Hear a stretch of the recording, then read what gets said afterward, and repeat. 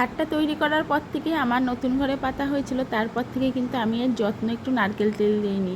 যে কোনো ন্যাকড়াতে একটু অল্প পরিমাণে নারকেল তেলে ভিজিয়ে নিয়ে তারপর যদি খাটটা এগুলো মোছা যায় ঝকঝক করে আর দেখতে এত গ্লেজি হয় না, তাই কিন্তু আমি করি। আমাকে কিন্তু ওই কাঠমিস্ত্রি বলে গেছিলো সামান্য পরিমাণে নারকেল দিয়ে যদি এটা করা যায় তবু সত্যি কিন্তু ভালো হয়। আমি কিন্তু সেটাই ট্রাই করি আর দেখতে কিন্তু খুবই সুন্দর লাগে, মনে হয় যেন একদমই নতুন। বছর দুয়েকের খাট এমনিই নতুন, তারপরেও যেন আরও সুন্দর নতুন লাগছে। তারপরে যে নারকেল তেল লাগানো কাপড়টা ছিল সেটা দিয়ে গ্রিলগুলোকে আবার একটু পরিষ্কার করে নিলাম। এই গ্রিলটা বেশ কম দিনই খোলা হয়, এত বেশি খোলা হয় না। আর পেছনের দিকে এত সুন্দর গাছ না, খুব ভালো লাগে, হাওয়া বাতাসটা খুব ঢোকে। যেহেতু সবসময় থাকা হয় না এই জন্য জানলাটা সবসময় বন্ধই করা থাকে। আসলে এসি লাগানো রয়েছে তো জানলাটা একদমই খোলা হয় না। তারপরে ভালো করে মুছে আমি পর্দাগুলো লাগিয়ে দেবো।